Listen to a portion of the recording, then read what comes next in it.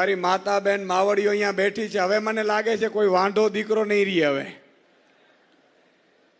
મિત્રો, આજે આમ આદમી પાર્ટીની વિજય વિશ્વાસ સંમેલનમાં આજે આપણે સૌ ભેગા થયા છીએ. મંચસ્થ મહાનુભાવો ગોપાલરાયજી, મનોજભાઈ, રાજુભાઈ, બ્રિજરાજભાઈ, યુવરાજભાઈ અને માનનીય અરવિંદ કેજરીવાલજી, માનનીય ભગવત માનજી આપણી સાથે પધારી રહ્યા છે. મિત્રો, આજે હવે આપણી અસ્તિત્વની છેલ્લી લડાઈ છે. આવનારી ચૂંટણીઓ નથી. જેમ અંગ્રેજોને બગાડવા માટે ભારત એક થયું હતું, જ્ઞાતિ, જાતિ, ધર્મ, વાડા બધું ભૂલીને એક થયું હતું, એમ આપણે હવે એક થવું પડશે. નહીં તો આ ભાજપ વાળા મિત્રો, આજે તમે જુઓ, હું અત્યારે અમરેલીમાં જયારે આવ્યો ત્યારે ઘણા ખેડૂતો મને મળવા આવ્યા. મને કહે, સુદાનભાઈ, હજુ પણ ટેકાના ભાવે જે મગફળી ખરીદી એના રૂપિયા મળ્યા નથી. આ વાત સાચી છે ભાઈ? હાથ ઊંચો કરો એટલે મને ખબર પડે સાચી છે. તમે કલ્પના કરો, પેલા તો આ ટેકુડિયું ફેકુડિયું બંધ કરવી છે આપણી સરકાર આવે ને એટલે. શેની ટેકુડિયું ફેકુડિયું ભાઈ? ખેડૂતને 300 મણ મગફળી થાય તો 300 ખરીદવી જોઈએ કે ના ખરીદવી જોઈએ? ખરીદવી જોઈએ કે ના ખરીદવી જોઈએ? તમે વિચાર કરો. ભાજપ વાળાને હમણાં મને મળ્યા, મને કહે, સુદાનભાઈ, અમે ખેડૂતોને હવે મગફળી છે ને એ હાવ ઘટાડી નાખવાના છીએ. મેં કીધું કેમ? મને કે 200 મણ મગફળી ગયા વર્ષે ખરીદી કરી હતી એક ખેડૂત પાસેથી. પછી 2024ની ચૂંટણી આવી, ભરીને ખેડૂતો, માતા બેન દીકરીઓ, ખેડૂતની દીકરીઓ, ખેડૂતની પત્નીઓ, ખેડૂતની પુત્રવધુઓ બધાએ આપણે જોરથી મત આપ્યા. એટલે આ વખતે અમે 125 મણ કરી નાખ્યું. સમજણ પડે છે કે નથી પડતી ભાઈ? પડે છે કે નથી પડતી? નહીં તો હું મહામંથન જોતા હતા કે નહીં? મહામંથનમાં ચીસો પાડતો અહીંયા આવ્યો ને, હજી 5 વર્ષથી ચીસો પાડું છું. હવે જો બદલાવ નહીં આવે ને તો મારું ગળું બેહી જાય. તો મિત્રો, કહેવા એ માંગતો હતો કે ખેડૂતોને આ લોકો એવું માને છે કે આગામી જો તાલુકા જિલ્લાની ચૂંટણી આવે છે એમાં જો ખેડૂતનો દીકરો, ખેડૂતની દીકરી, ખેડૂતની માતા બેન જો ભાજપનો બટન દબાવ્યું તો આ લોકો આગામી જે ચોમાસામાં મગફળી આવવાની છે એ માત્ર 40 મણ ખરીદી કરશે. કેટલી? હવે આ થવા દેવું છે? મને હાથ ઊંચો કરો એટલે મને ખબર પડે આ થવા દેવું છે. તો મિત્રો, તમારી મારી જવાબદારી વધી ગઈ છે. આજે મુખ્યમંત્રી એના દીકરાને મુખ્યમંત્રી બનાવવા માંગે છે, કલેક્ટર એના દીકરાને કલેક્ટર બનાવવા માંગે છે, ડોક્ટર એના દીકરાને ડોક્ટર બનાવવા માંગે છે, એન્જિનિયર એના દીકરાને એન્જિનિયર બનાવવા માંગે છે. મિત્રો, હિન્દુસ્તાનનો એક ખેડૂત છે, એ પોતાના દીકરાને ખેડૂત બનાવવા નથી માંગતો. એ એમ કે છે કે બિચારા છોકરાને કહે છે કે પોલીસની ભરતી આવે છે થઈ જા, ક્લાર્કની ભરતી આવે છે થઈ જા. મિત્રો, 50 વીઘાના માલિક આજે હાવ આપણે જિંદગીમાં કઠિન પરિસ્થિતિમાં જીવી રહ્યા છીએ. ત્યારે આ બદલાવ એટલા માટે લાવવાનું થાય છે કે આપણે આપણા અસ્તિત્વની લડાઈ છે. કેમ એક ખેડૂત એના દીકરાને ખેડૂત બનાવવા નથી માંગતો? શું કામ? મિત્રો, આની પાછળ મેં અભ્યાસ કરેલો છે. આજે અમેરિકાનો એક ખેડૂત છે, બરોબર સાંભળજો એટલે તમે કહી શકો બધાને. અમેરિકાનો એક ખેડૂત છે, એ અમેરિકાના ખેડૂતને એની સરકાર વર્ષે 54 લાખ રૂપિયા સબસિડી આપે છે. કેટલી આપે છે? કેટલી? અને આપણી સરકાર આપણે બાબાજીનું ઠુલું આપે છે. મિત્રો, આ વિશ્વગુરુ નથી, આ ગુરુ ઘંટાલો છે. ગુરુ ઘંટાલો. આજે તમે વિચાર કરો, આપણી નીતિ એટલી ખરાબ છે કે મારો અમરેલીનો ખેડૂત, મારો ભાવનગરનો ખેડૂત બરોબર ડુંગળીના 200 રૂપિયા મણ ભાવ હાલતું હોય, 300 રૂપિયા મણ ભાવ હાલતું હોય, એમના પરિવાર આખી ડુંગળી ઉત્પાદન કરીને ઘરમાં લાવે એટલે મોદી સરકાર છે નિકાસ બંધ કરી દે. એટલે 5 રૂપિયામાં ડુંગળી જાય મણ. જાય કે ન જાય? અને છતાંય મારી માતા બેન દીકરી કે ખેડૂત ફરીથી ભાજપનું બટન દબાવે તો એમાં ભાજપનો વાંક કે આપણો વાંક? આપણો છે મિત્રો. એટલા માટે આજે તમને જગાડવા માટે આવ્યા છે. મારો ખેડૂત જાગશે તો સ્થિતિ થશે. મિત્રો આજે હું જોઈ રહ્યો છું ખૂબ અત્યારે તડકો છે, છતાંય તમે દૂર દૂરથી તમે બધા આવ્યા છો. તમે જાગૃત થઈ ગયા છો. તમને હવે જાગૃત કરવાની જરૂર નથી. પણ જેમ અમે તમને બોલાવ્યા ને તમે આવ્યા એમ મારી માતા બેન દીકરીઓ છે એ હવે એની આજુબાજુ ઝાંપામાં બેઠા હોય. ખબર છે પાડોશી ગામડામાં બેસીએ છીએ ને આપણે માતા બહેનો, બાજુના ઘરમાં જઈએ, એ બાજુવાળો ભાજપ વાળો હોય, એમના પત્નીને, એના બેનને, એના દીકરીને તમારે સમજાવવાનું છે કે બેન તારો ધણી છે ને, તારો ઘરવાળો એ ભાજપમાં મત નખાવે છે ને, એમાં અમારા દીકરા વાંઢા રહીએ છે. વાંઢા કેમ રહીએ છે એ પણ હું તમને કહીશ.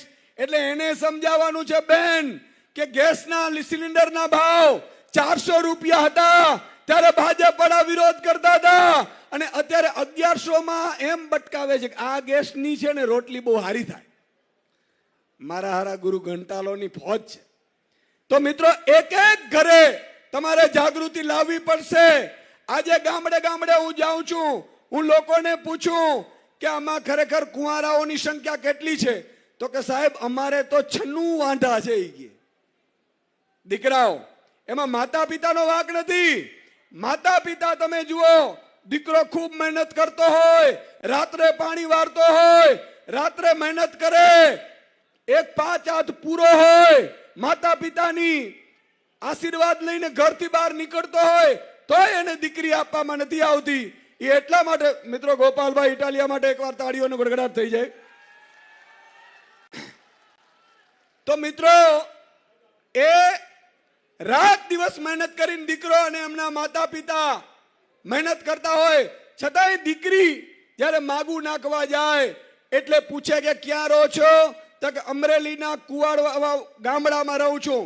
શું કરો છો? તો કે ખેતી કરું છું. અચ્છા, ખેતી કરો છો? અચ્છા, તો મારે હમણાં દીકરી દેવાનો વિચાર નથી. આવું કે છે કે નથી કહેતા? કે છે કે નથી કહેતા? તો વાંઢા કોના કારણે રહ્યા? ભાજપના કારણે. અને છતાંય ભાજપ વાળા મિત્રો એટલા મોટા કલાકાર છે કે વાંઢાઓને પાછા પેજ પ્રમુખ બનાવી દીધા. બોલો, પાર્ટીનો કાર્યકર ઝંડો લઈને નીકળતો હોય, વાંઢાઓનું સંગઠન બને ને તોય આ ભાજપ વાળા પડી જાય. પણ મિત્રો આમ આદમી પાર્ટી, છેલ્લી વાત હું કહીશ કે આમ આદમી પાર્ટીની સરકાર આવે તો શું થાય? આમ આદમી પાર્ટી માનનીય ભગવત માન અરવિંદ કેજરીવાલજી 4 વર્ષ પહેલા સરકાર બનાવી પંજાબમાં. અત્યારે તમને ખબર છે પંજાબમાં સરકાર બની, કોઈ ટેકુડિયું ફેકુડિયું ટેકાના સેન્ટરો નહીં, જેટલું ઉત્પાદન થાય એટલું બધું ઉત્પાદન ખેડૂતનું ખરીદી લેવાનું ભગવત માન ને અરવિંદ કેજરીવાલજી તમારી સરકારે આદેશ કર્યા છે. મિત્રો આ થવું જોઈએ, અહીંયા થવું જોઈએ. બીજી વાત મિત્રો, હમણાંની વાત કરું, ખેડૂતોને પંજાબમાં ભગવત માન ને અરવિંદ કેજરીવાલજીની 4 વર્ષ પહેલા સરકાર આવી, અધિકારીઓને મીટિંગ બોલાવી, અધિકારીઓને પૂછ્યું તમે કેટલા વાગે નોકરીએ જાઓ છો? એટલે એને કીધું કે અમે 10 થી 6 ની નોકરી કરીએ છીએ. એટલે એમણે આદેશ કર્યો કે જો 10 થી 6 ની અધિકારી નોકરી કરતો હોય તો તમને રાત્રે વીજળી ખેડૂતોને શું કામ આપો છો ભાઈ રાત્રે 1:30 વાગે? મિત્રો પંજાબમાં દિવસે વીજળી મળે છે, 8 કલાક વીજળી મળે છે અને ખેડૂતોને ફ્રી વીજળી મળે છે. આમ આદમી પાર્ટીની સરકાર કરી શકે. મિત્રો આવું કરવું છે? વચ્ચે વચ્ચે હોંકારો દો એટલે મને ખબર પડતું આવે. મિત્રો માતા બેન દીકરીઓ બેઠી છે, અરવિંદ કેજરીવાલજીએ નેમ લીધું છે કે એક પણ માતા બેન દીકરી હોય એના ખિસ્સામાં મહિને જેમ કલેક્ટર ને, ડોક્ટર ને, એન્જિનિયર ને રૂપિયા આવે ને એવા તમારા ખાતામાં આવવા જોઈએ. બોલો, આવવા જોઈએ કે ન આવવા જોઈએ? મિત્રો પંજાબમાં આમ આદમી પાર્ટીએ જાહેર કર્યું છે કે પંજાબની દરેક મહિલાના બેંક એકાઉન્ટમાં મહિને 1 તારીખ પડશે એટલે ટુઈ ટુઈ મેસેજ આવશે અને 1000 રૂપિયો પડી જશે એકવાર તાળીઓ થઈ જાય સાહેબ. આ વ્યવસ્થા આપણે કરી છે મિત્રો. એટલું જ નહીં, પંજાબમાં એવો કાનૂન બનાવ્યો છે, કોઈ પણ વેપારીની તાકાત નથી મારા ખેડૂતને ઓછા ભાવમાં ખરીદી કરે તો એની સામે FIR થાય જેલમાં મોકલવામાં આવે છે. આ વ્યવસ્થા પેદા કરી છે આપણે. મિત્રો આ બધું કરવું હોય તો તમારે ઝાડુ લાવવું પડે. તમારો મામો ભાજપમાં હોય તો તમારે માનવાનું કે આ ભાજપમાં મામો છે. ઘણા લોકો મને એમ કે સુદાનભાઈ તમે ખૂબ મહેનત સારી કરો છો, પણ મારો મામો છે ને ભાજપમાં છે. તો મિત્રો કૃષ્ણ ભગવાનને યાદ કરો. ભગવાન કૃષ્ણએ અર્જુનને કીધું બાણ ચલાવ. અર્જુને કીધું બાણ નહીં ચાલે. તો કે કેમ? તો કે હામે દાદા ભીષ્મ છે, મારો ભાઈ કર્ણ છે, દુર્યોધન છે. ભગવાન કૃષ્ણે કીધું કે જો તું નહીં ચલાવીશ ને તો ઈ તને મારી નાખશે, અને તને મારી નાખે તો હું ઊભો છું ને એનું કોઈ વેલ્યુ નથી. યાદ કર, મામો કંસ મારો શું થતો હતો? તો કે સગો મામો. જો સગો મામો થતો એને મેં જમીનમાં દરબી દીધો હોય તો મિત્રો તમારે પણ પ્રતિજ્ઞા લેવી પડશે. આવનારી ચૂંટણીમાં ભાજપમાં રહેલો દરેક મામો, કાકો, દેરાણી, જેઠાણી બધાય મામા કંસ છે ને એમાં હાલવું પડશે. બોલો હાલશો? તો છેલ્લો એક વાત મને વચન આપીને મારી વાત પૂરી કરીશ. મિત્રો આજે એક પંક્તિ છે કૃષ્ણ દવેની. આ પંક્તિ બહુ સાંભળવા જેવી છે, તમને ખબર પડશે. આ પંક્તિમાં કૃષ્ણ દવેએ જે લખ્યું છે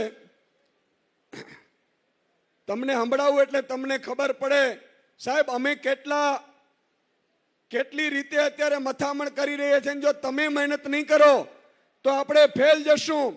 કૃષ્ણ દવે લખ્યું છે તમને જરૂર છે ટેકાની ભાઈ મારા, અમને જરૂર છે કેશની, હાલો પથારી ફેરવીએ દેશની. 6 મહિના હાલે તો ગંગાજી નાયા, આ વર્ષાની વાતોનો મેલો, 7 પેઢી નિરાતે બેસીને ખાય, બસ એટલો જ ભરવો છે થેલો. દેવા દે ત્યાં લગી જ આરતીયું ઉતરે છે, કાળી ડિમાંગ આ ભેંસની, હાલો પથારી ફેરવીએ દેશની. છેલ્લી પંક્તિ, ફાઇલોના પરેવા ઘૂઘુ કરે છે, હવે ચોકમાં દાણા તો નાખો, ગમે તે કામ કરો અમને ક્યાં વાંધો છે. એટલે કે ફાઇલો રૂપિયા વિના કાંઈ નથી થતું, ભાજપના રાજમાં છે ને. પણ આપણા 50% રાખો, ચૂલે બળેલ કંઈક ડોશીઓના નામ પર આપી દો ગેસની એજન્સી, હાલો પથારી ફેરવીએ દેશની. મિત્રો આ વ્યવસ્થા બદલવા માટે તમારે એક વ્યક્તિએ 10 વ્યક્તિઓને આમ આદમીમાં જોઈન્ટ કરવું પડશે. બોલો કરશો? હાથ ઊંચો કરીને બોલો કરશો? બોલો ભારત માતા કી